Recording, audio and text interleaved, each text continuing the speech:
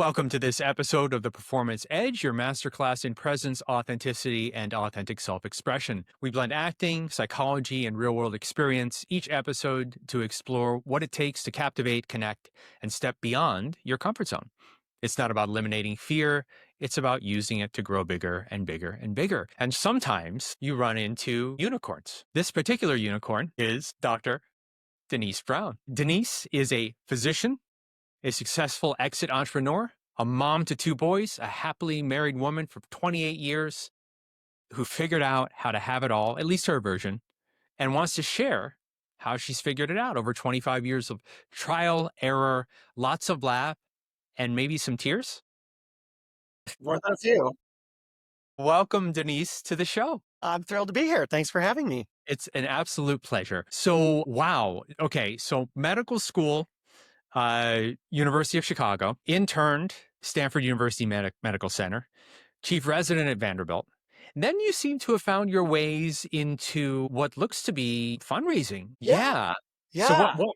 so doctor, and then is there's to where you are now doing something that seems to be a bit of a hybrid of all these things. So I would love to hear, one of the things I was very excited to speak to you on is this idea that for me, at least, when I embraced the fact that I've had 13 different careers, and if you try to make sense of my life path in a linear way, you'll likely injure yourself. And I was like, okay, here's someone who's a trained physician, one of the best universities in the whole world, resident at like one of the top universities, and then another one, then off to fundraising, then doing all these other things. What was your inspiration to be a physician? And we would love to hear a little bit about your path, like how you got to here, maybe. Yeah. Yeah. I mean, I love to. And I think, what you even just said is one of the chapters in my book about sort of embracing your nonlinear path. And I think it's very interesting, at least for me, because medicine is one of the most linear paths there is, right? You study hard in undergrad and then off you go to medical school. It's incredibly intense, and then off to residency. And, there's very much, sort of a serial kind of process that you follow along. And I've always found people incredibly fascinating. I'm a child of two scientists, so I love the science of everything. And so medicine seemed like a perfect spot for me. And so, off I went, having, graduated from Berkeley and went off to medical school, and everything seemed hunky-dory until I came home from my for spring break in my second year of medical school, and I wanted to practice all the stuff that I had learned. And so I asked my mom if I could do the exam on her because I had learned all these things. And when I did that, I heard the sound that you shouldn't hear, like around her heart. And I was like, well, that's weird. And so then I, kind of doubted myself, and I listened again, and sure enough, it was there. And she had what's called a pericardial rub that would indicate that there was fluid around her heart. So then, and she was like 53 at the time.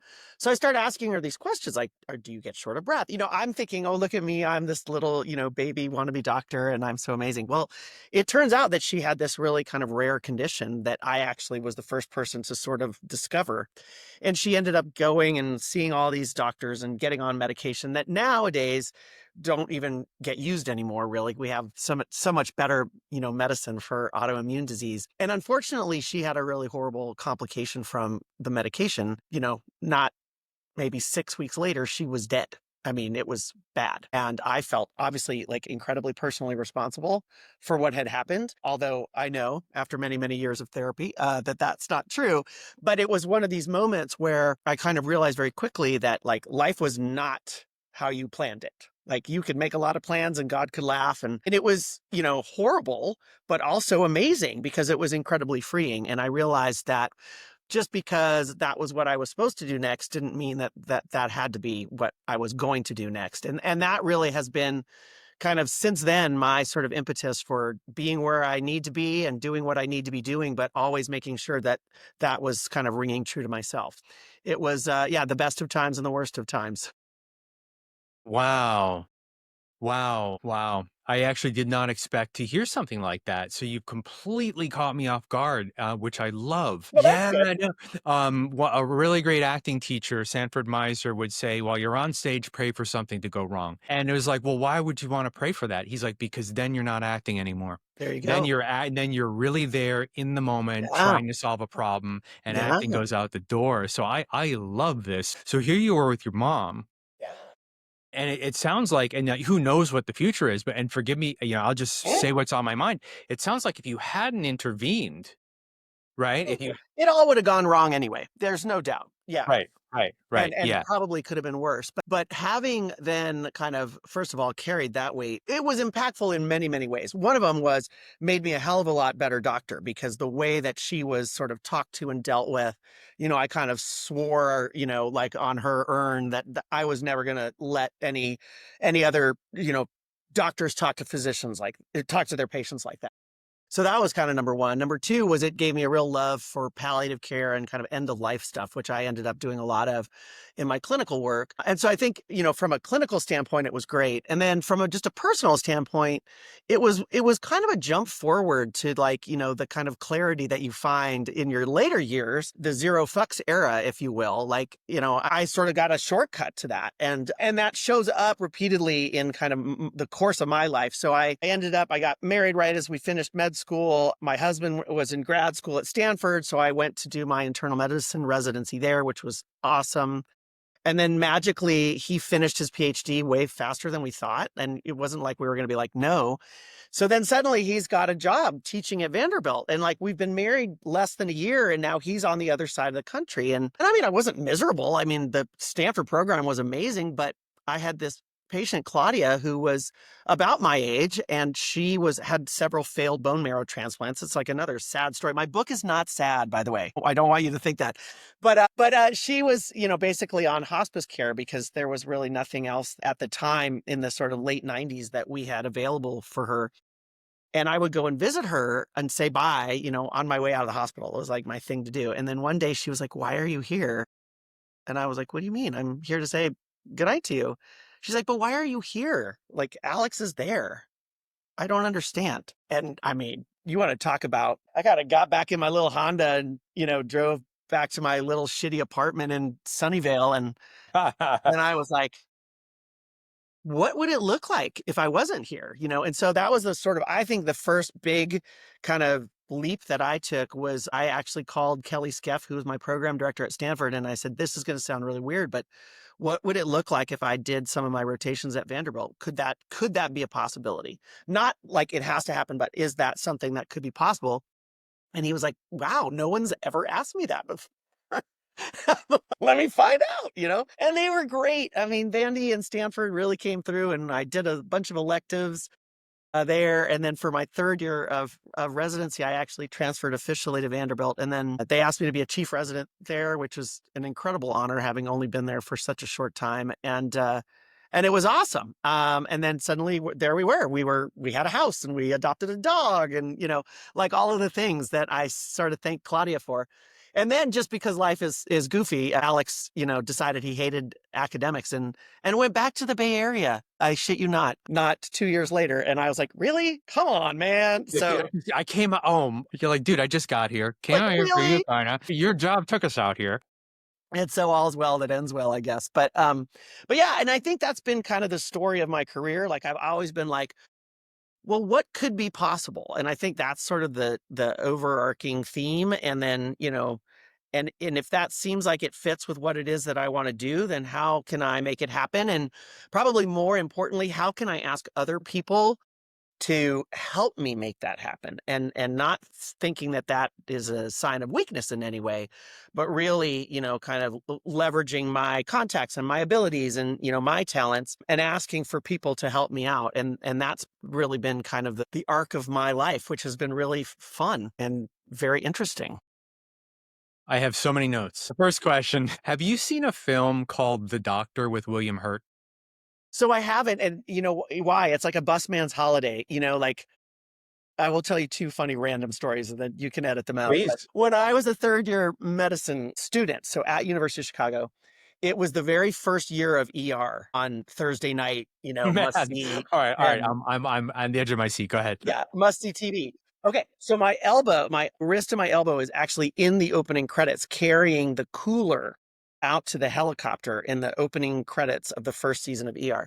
And Carter and I were basically the same. He was, when this show starts, he's a third year medical student. I was, so anyway, I was very involved with ER. As you can imagine, it was great because you'd watch it and you'd be like, oh, now I'm gonna have these answers to these questions.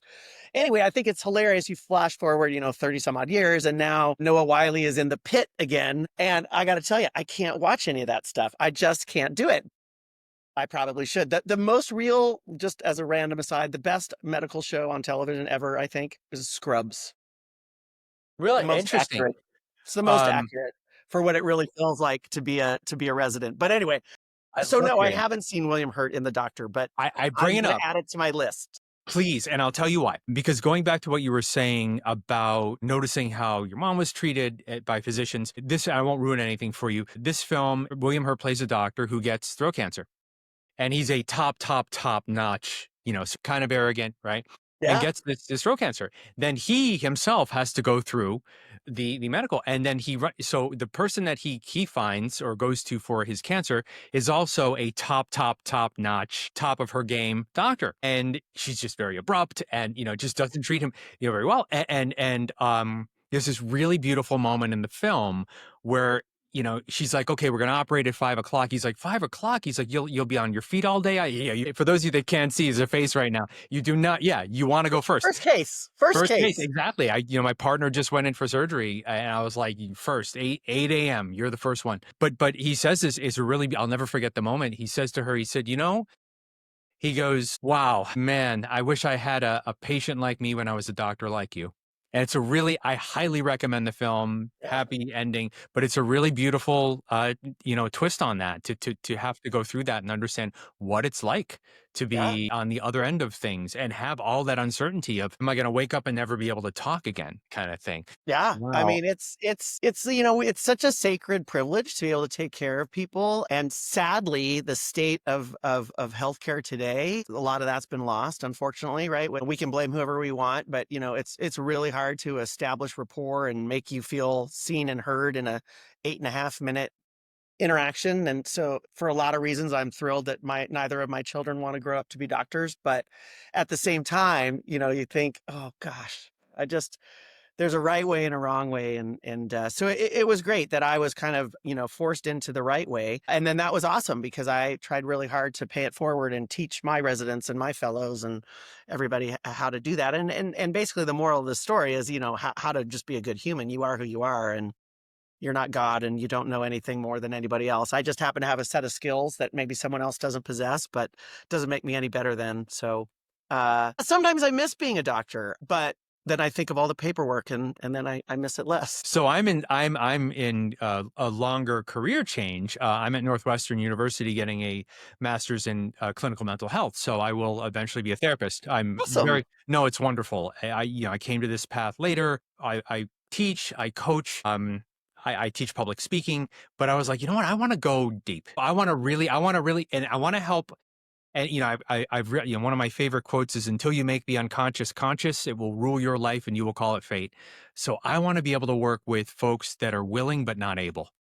Yeah. And that drew me to something keeps getting in your way. Let's find out what that is. Let's go Hmm. as deep as we can go. And I can't do that as a coach, and I can't do that as a professor. It's just not appropriate. So so it's put me on this path. Before I forget, however, The Pit is if you do watch it, I'm gonna have to follow up because it's like ER. No, it's like The West Wing in an ER.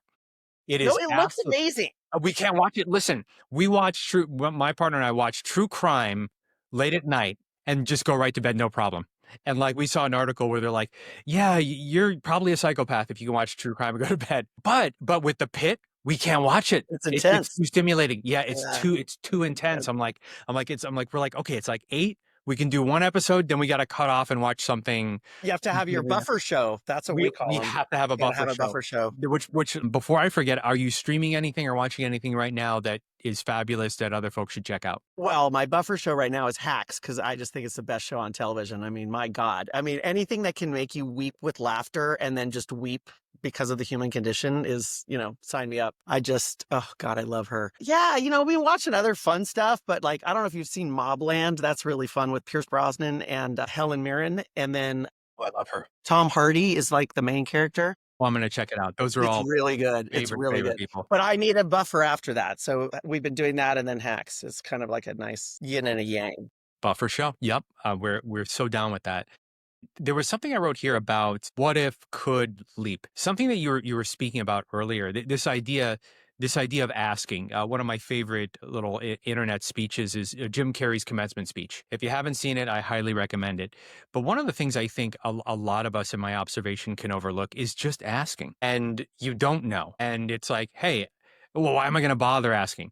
And it sounds like part of what you're saying and part of your story might be, and please correct me if I'm wrong, is bother to ask. Yeah, I mean, and have the courage to ask. I think that's a Sure. big issue is that, and I suppose it affects men and women equally. I know that it affects a lot of women. They are nervous to ask. They don't want to upset anyone. They don't want to tip over the apple cart. And what I try to tell people is chances are if you're asking, seven other people in the room wished they had the courage to ask, whether it's moving that all hands meeting 15 minutes later, like there's so many things that you think, oh gosh, it surely can't be possible. There's no way. Well, like, it seems stupid, but if you don't ask, the answer is always no. So like I said, learned early on to ask. And it's not just like a declare that I need this to happen, but it's like, is it possible to? And I think that's a very different way of asking somebody something. It's Is not it what can you do for me, or I need you to move this for me. It's would it be possible, or what would we need to do to make this possible? And I think that's just an opening thing. And then we're interacting like we're actual real people with one another. And that's usually how I like to roll through the world, is just being real all the time.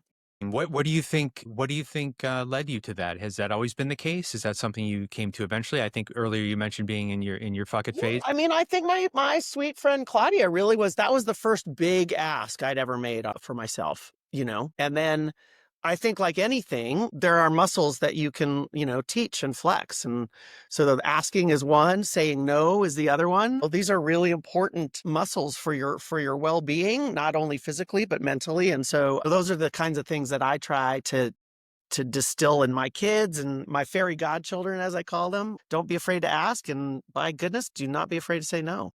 Hmm. I want to talk about you brought something up about women having maybe a little bit of a different, and sometimes a lot of bit of a different issue around asking, et cetera. I definitely want to get to that.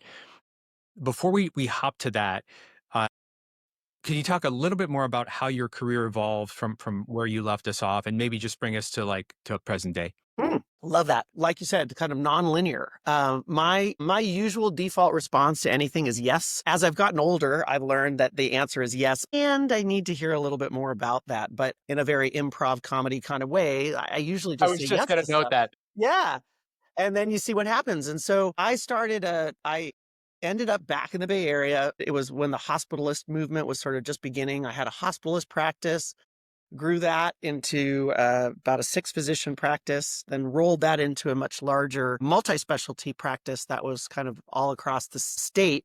And I just spent the next kind of 10 years with my nose down, building a really amazing clinical practice, raising a lot of money for philanthropic efforts in and around the hospital for the most part, but, super high powered, amazing hospital, right? Kind of just north of Stanford with some really spectacular humans, not only as patients, but also as supporters. And so I was really exposed to a lot of, fascinating folks, from professional sports team ownership groups to, names that you see on, billboards all around the world. Like I had an opportunity to be part of a team that worked with them as we rebuilt this hospital and raised a lot of money. And I found that was something that came pretty easy to me, and with a compelling story, obviously. And so then I was asked by this larger organization, physician organization, if that was something that I might consider doing on their behalf. And so I kind of entered, we'll call it my business development era, where I was meeting with other hospitals across the country and trying to explain why my model of taking care of people, how that worked and why people really enjoyed it, and how it was satisfying both to the patients as well as the physicians and staff, and, kind of learned how to sort of, I won't say sell, but we'll call it business development. And so I did that for a couple of years. And then that ultimately landed me in an executive position in this company as a sort of chief of strategy and EVP of business development. And so the deal size just started getting bigger and bigger. It was a million here, a million there, then suddenly 10 million, then, as that grew, and did a lot of public speaking in and around, the way to deliver care. This is all kind of in a pre-pandemic era. And then obviously when the pandemic happened, everything kind of shifted, including me and my family moving from the Bay Area to Austin, Texas. My husband's a tech guy, and he's a semiconductor dude, and so it that's where everything was happening. So we moved to Austin. And then that sort of opened my eyes to a lot of other possibilities. And so when the private equity guys called and said, "Hey, we have this company we'd like to have you come and run," I was like, that sounds kind of fun. I've sort of like done my other, after a while, I don't know, maybe it's putting my ADD to work, but I get a little bored, so I want to do something new. And it was perfect timing. So then I took over a telehealth company, kind of turn that bad boy around. And then we ultimately took that to transaction in the fall of 23, sold it. I worked with there was a strategic who acquired the company and worked with them for a couple of months. And then I sort of decided that after a very long slog of 30 plus years, perhaps I might just take a moment. And the transaction took a lot out of me. I didn't follow my own advice. I was pretty strung out by the end of it. And I need a little time to kind of regroup. So I decided to give myself a year to do nothing. And I lasted till about April. That's how that go yes, yes. So let me ask you, because that's usually the case in my observation. What happened by that time in April that made you go, "Okay, I've had enough." Well, What I mean, I love to play golf. It's fun. I love to travel, also super fun. But I was basically doing all that stuff more or less on my own. It's not like my husband was going to take off, a month or two here with me, and I had kids at home still. So yeah, I made it to April. By the end of April, I had a job in a consulting firm and I had started writing my book. So, that just the usual stuff. I like to read, I like to relax, but then I also like to keep a brain going. So but it worked out great because I decided, and this holds true now. Here we are at I guess I'm on month 18 of my um I do it if it's interesting, if I like the people. I have a very strict no asshole policy. And that's both in terms of other people I'm working with, from a consulting side, or even the businesses and whatnot. And that actually led to an investment fund asking me to come on board as one of their general partners. So that's what I've been doing since the beginning of this year now. And we invest in mainly health, and health tech related kind of areas, longevity, wellness, health tech stuff. And that's been really, really cool. And so it's like all of the pieces that seem maybe disparate or wacky at the time, really kind of coalesce. So whether it was, being a really good doctor or raising lots of dollars from high net worth individuals to running a company, to running a startup, to, all of these different pieces kind of all now have finally come together in this investment fund. And it's really, really fun. And it all came from kind of being open to the universe and the nonlinear kind of wiggles and wanders that can happen if you let them. Denise, was there a common thread for you, do you feel, that you could identify? I really think my curiosity is what gets me to the most interesting places in the world, and a willingness to give it a go. And I think those two things together have really allowed me to meet some fabulous people in my life all around the globe, but also to put me in a position to be able to have these sorts of, and I don't even want to call them work opportunities. They're kind of life opportunities. And that's just been the way I've always kind of approached the world. So it works out really well. Curiosity and a willingness to say yes. Where do you feel that curiosity comes from? Well, growing up as the daughter of two scientists, I think you're inherently curious about the world. Part of it is in my DNA. And then I think a lot of it was, not only nature, but nurture. I mean, my parents really encouraged, curiosity and learning. And I mean, I'm a super dork. I think I'd read every book on World War II even in the grown up part of the library before I had like finished the fourth grade. I love learning about all kinds of stuff. So I never know. And I love to talk to people who are really good at what they do. Like, I just find expertise is fascinating. And it doesn't mean it could be a heart surgeon. It could be the guy who's figured out the way to lift the garbage cans up onto the truck different. I find it all really interesting. I drive my children crazy because I'm constantly talking to people in line or wherever it is. If I you just could, can't help it. if you could put curiosity into a phrase, what would that phrase be? Ooh, that's a fun question. Well, I don't think curiosity kills the cat. I think curiosity opens the door. I mean, it's the speakeasy password for me. For me, when I think of curiosity, I always think of the phrase, I'm not so sure. I love that. And be willing to go, I'm not so sure. And to live in, I'm not so sure, which is the opposite of certainty.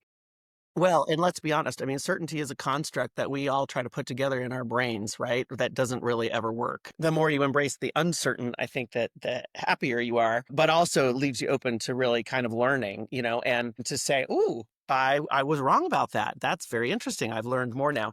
I think being a physician actually helps with that. When you're training to be a doctor, you are really well versed in, first of all, the art of listening. Like, I had to hear my mom's heart sounds, right? I have to hear what you're telling me is wrong.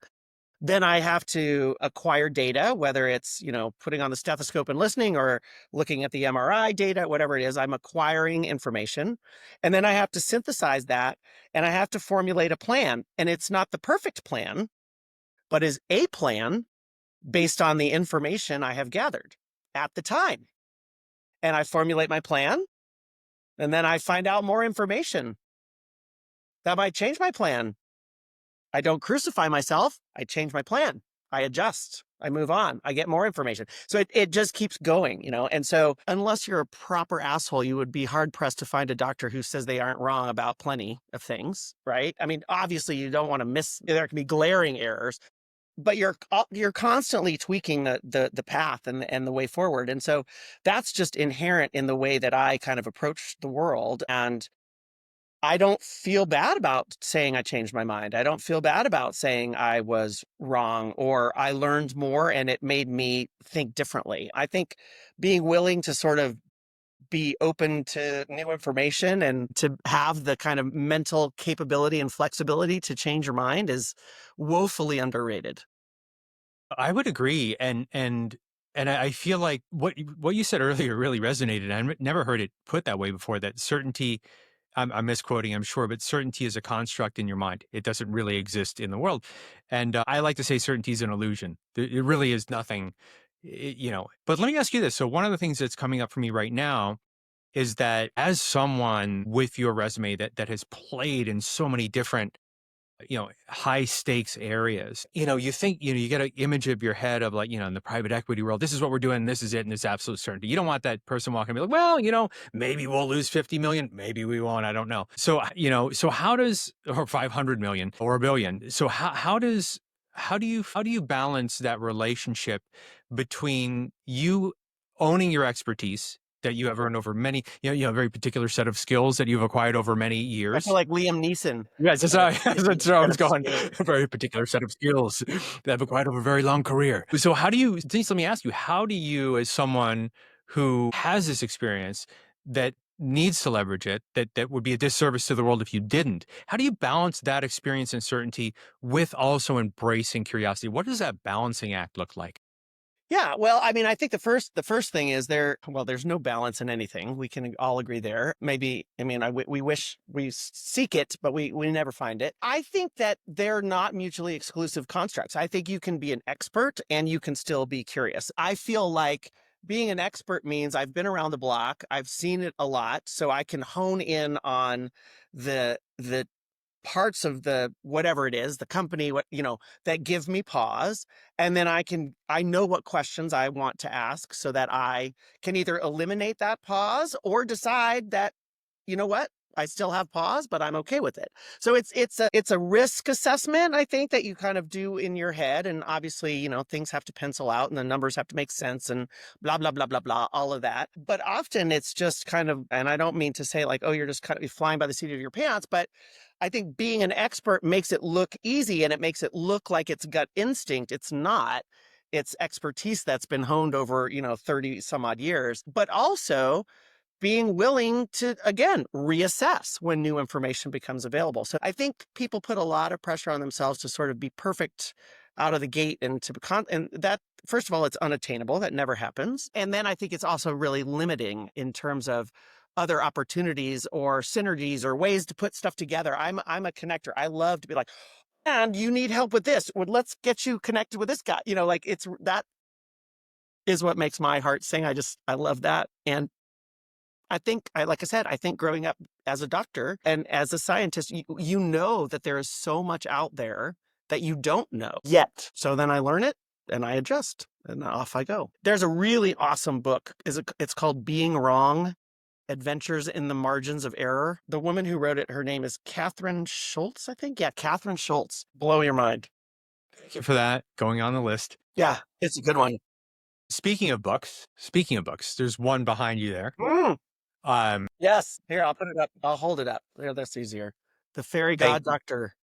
Guide to a Good Life. Yes. what do we need to know? Well, so this was my little project when I sort of decided that I couldn't not work or couldn't not do something. And I decided I would sort of write down my kind of 7 prescriptions for a good life. And I was thinking about I have all these, I call them my fairy godchildren, these kind of, 25 to 35-year-olds. And what had I figured out and what would I like for them to know? And so I just started writing it down. And then I decided, wow, we should actually make this into a book. And so I did. And it's been really fun because I do think I have a unique approach to the world. I really believe that you can have it all.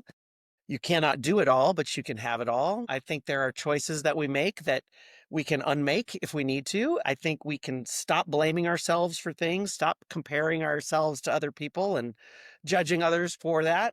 Little by little, you can really hone in on what it takes to kind of architect your own good life. And that's the only one we got. So we might as well get started. So staying in a medical theme here, to diagnose before you prescribe, who would you say this book is for? Well, it's funny. I got in an argument with the publisher because they really wanted to put the prescription for working woman. And I was like, okay, that's fine. I feel like they're kind of universal, but sure, we can do that. I think it's really written for anyone who's kind of at a crossroads of should I, shouldn't I, not sure what to do, or feeling overwhelmed by all of the choices kind of out in the world. So when I was writing it down, I was thinking of my dear fairy goddaughter who is 28 and trying to figure out, do I go after this job? Do I go to grad school? Do I get married? Do I have a kid? Do I not want to have a kid? I don't, there's a lot of choices that kind of loom up over us at that sort of 25 to kind of 35-year-old framework. And I thought, well, I'm not old enough to be your mom, but I'm kind of old enough to be your big sister. I've lived through it. Feel like I've come out, like all of the things I sort of have set out hoping for, I don't want to use the word achieve, but I've found them and I live a life that's incredibly satisfying to me.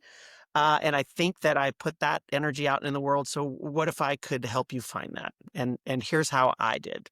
And here's how some of my other friends did. So I've got a lot of other vignettes, not just from my life, but from other really amazing people around the world and ways that they kind of figured their stuff out or didn't or muddled through. And it's just been fun. I think it's probably makes my children roll their eyes, but too bad for them. They're your children. They're probably, you got to roll their eyes at something. They're going to roll their eyes at me regardless. Great. So is there a particular part of the book that you really enjoy? Like if we could get a peek inside, what would we find? Well, you definitely will find out a lot about me. The very first part is almost like a mini memoir. We talk all about, my mom growing up in Los Alamos, New Mexico, how that kind of influenced my ability to, do what I do. And then we really kind of go through what my kind of prescriptions for living are. And the first big one is about satisfaction over success, which for me, satisfaction is something that comes from inside you. Everybody's got a different recipe, so I'm not going to tell you what your recipe is supposed to be. And then we kind of segue into like that whole concept of there's no balance in life. I roll my eyes when people start talking about work-life balance because there isn't any. I mean, it just doesn't exist. And you're trying to seek it as a destination that you're never going to get to. So you're always falling short and feeling bad about yourself. So what if you just threw that away and sort of said, sometimes I've got to spin these 4 plates and sometimes I got to spin these 7, but being very conscious about what I decide to take on. And I think that was something I learned, and maybe it's true for you too. Like, it's really easy for people to just keep adding stuff to you and you don't even realize that it's happening. And then all of a sudden you feel overwhelmed and you're like, wait a minute, well, why was I doing all that in the first place? It's weird. So really kind of talking about how you make decisions to pick things up and take them on as priorities, and what are you unwilling to take on? The hell no list for me is a really powerful thing. I have it constantly running, and it's changed over time. When my kids were little, it was I won't do art projects at home. It's like I won't host book club unless it's on a Saturday afternoon. So they evolve. But how do you make kind of deliberate choice and deliberate concessions can really kind of impact your sort of overall sort of satisfaction. And I think lots of people think choices are bad and concessions are evil. And I would beg to differ. I think a conscious concession to sort of mutual benefit works out really well. And like me leaving Stanford, people thought I was absolutely bonkers. But in the end, I was just as happy. I got just as great a job and I got to actually live with the person I love. So, that's pretty cool. I don't think it's anti-feminist. So we kind of walk through that. And then really then the next kind of portion of the book is about these traps that we lay for ourselves in terms of, should we do this? We should do that. We feel guilty if we don't, we compare ourselves to others. And then ultimately that leads to judgment, kind of either against ourselves or against other people. And, what if you just kind of blew that toxic triangle up? And so spend a lot of time about having the kind of the courage of your own convictions and being willing to kind of go against the flow sometimes. And that's okay. And it's not easy, but it's okay. And you can get better and better at it, I think. And then the last part is like, how do you ask for help and how do you go and find people who have similar needs and maybe combine resources and come together and actually create a sense of community that is literally waiting outside your window. It just, somebody has to be brave enough to go first, to kind of ring the doorbell, so to speak, and get things started. And so ultimately, the real message of the book is by doing all these things and kind of constantly choosing yourself and what matters deep down in your quiet heart when you're sitting alone with yourself, you're constantly sort of taking care of yourself. And those are the prescriptions. It's really kind of a ubiquitous self-care of choice of what you do, how you act, who you spend your time with. And that's how we really take care of ourselves and the people we care about. The book is obviously a culmination of all your experience and all these twists and turns and knowing what you know now. If you could go back to your younger self, what would you impart? Read this book. That's what I would have told her. I would have said, hey, Toots, if you listen to it on the Audible at 1.5 speed, it'll take you 2 hours. Boom. That's what I would have said. How cool is that?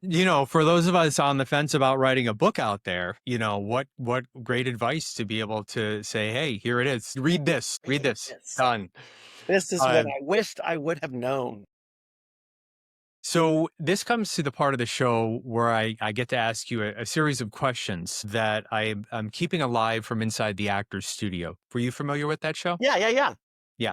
So this is the questionnaire at the end of the actor's studio. And one of the things I love about this questionnaire and the actor's studio, one, I love actors because I'm a trained actor. Two, it was really cool to see the similarities and differences with different people asking different same questions, etc. And I got to spend some time in a room with James Lipton a couple of times at the Actor Studio Drama School. Very cool. Incredible man. I believe he lived into his 90s. And this is something that is very near and dear to my heart, these questions. So I'm like, you know what? It's my podcast. I can do whatever I want. I'm That's asking right. these questions. So Boom. I always invite the guests just to answer honestly whatever comes to mind. And I'll just Okay. run through the questions. I won't respond or comment. I will just let you answer. Okay. So with that all being said, Denise, what is your favorite word? Joy. What is your least favorite word? Can't. What turns you on creatively, spiritually, or emotionally? People. I love people. What turns you off? People who aren't curious, who don't care enough to find out. What's your favorite curse word? What sound or noise do you love? with a pop of a champagne bottle. What sound or noise do you hate? My dog barking, always on the wrong side of the door. What kind of dog do you have? I said I wasn't going to ask a question, but I have to ask. Well, I have two, but the one who barks, she's like 17 and she kind of forgets that there's a dog door. So you kind of have to let her in and out. Yeah. Bless her little heart. What profession other than your own would you like to attempt? Just wanted to be a Navy SEAL. Wait, it's probably not happening. All right. So, all right, hold on. I'll comment after this. What profession would you never like to do? I'll be a lawyer. If heaven exists and you believe in such a thing, what would you like to hear God say when you reach the pearly gates? Well, it's about time. So, we share a turnoff and we share a Navy SEAL other career. And actually, I'm a U.S. Navy veteran and I was going to be a Navy SEAL. I was signed up, guaranteed to go. And I, for the first time in my life in boot camp, experienced sleep deprivation. Mm. I had never stayed up without sleep for 3 days in my life. I hadn't stayed up without sleep in 1 day. Mm-hmm. And some people, I know as a doctor, I know you know, some people handle it really well. Some people handle it okay. Some people, it's a fucking meltdown. It was a fucking meltdown for me. Physically, I was fine. I'd swim laps around everything. The physical, I was doing 25 chin-ups, 100 push-ups, 200, no problem. No problem with that. Cold, no problem. Great swimmer. But I realized that this career entailed never sleeping again. And I was like, you know what? I'm not going to waste anybody's time. There you go. 3 a.m. in Coronado, California, after not having slept for 3 days, I'm going to say, you know what? There's probably some other things I'd like to do with my life. I'm out of here. And I knew that if that door was open at all, I knew something about those guys, not a lot, but I knew those guys were going to do it or die trying. And I had some other things I might want to do. So now I have to ask you before we hop off, why that career for you? Okay, well, my dad is a retired Navy captain, so I have Navy in my blood. My mom was a CIA counterintelligence person, so I have that whole And then I loved all the W.E.B. Griffith books. I don't know if you ever read any of those, but I've read them all, and I don't know. I always felt like and I love the origin story of the SAS. All of that. It's just mind-boggling. And so, what's that guy's name? David, is it Taylor? Anyway, whatever. The guy who started the whole thing. I've always just had this. My kids make fun of me. I'm always reading my spy books, my boy books, or, Jack Carr or Brad or whatever, all that stuff, which I know is completely not true, but it's still fun. And so, yeah, that would have been me. The staying up stuff is really interesting because when I was as I was finishing my residency, they were changing all the rules about how long you could be on call and all of this stuff. And so I was the last of the old school stuff. And, it was brutal. But I will tell you this, if something happens in the dead of night, I haven't practiced medicine full time since about 2017. I can go from 100% slumber to wide awake and capable of making very difficult decisions right away. I mean, it's a skill that you only learn when you are put in that sort of environment, and I can remember staggering around the Palo Alto VA, at 3 a.m, trying to you wish you could find a Coke in the vending machine, but they would always be out of Coke. The only thing you could find was Fresca, but you're just Fresca has no caffeine in it. But you learn how to do it. And so it is really something that, I'm glad you could, sort of give yourself the grace to be like, this is not something I'm ever going to be good at. So I'm not. No. I became a rescue swimmer instead, and rescue swimmers are allowed to sleep. That's badass though. That's totally cool. To your story, no one ever falls over the side when it's 3 p.m. in the Caribbean. Correct. It's 3:30 a.m. in the middle of the Mediterranean, and it's raining, and it's a new moon, so there's nothing out there. And this is something, unlike the SEALs, that job's of course a lot harder, but you're alone. You're a solo guy. No one's there to, you can't wave for help. Right. You're the help. Yeah. Right. You can't wave on another team member or somebody to come help you. And, and of course, that kind of training, you're like, well, and then it's so funny when you put the excuse into words, it sounds so silly because it's like, they would always say to us, like, oh, ma'am, I'm sorry your son's dead, but I had the flu.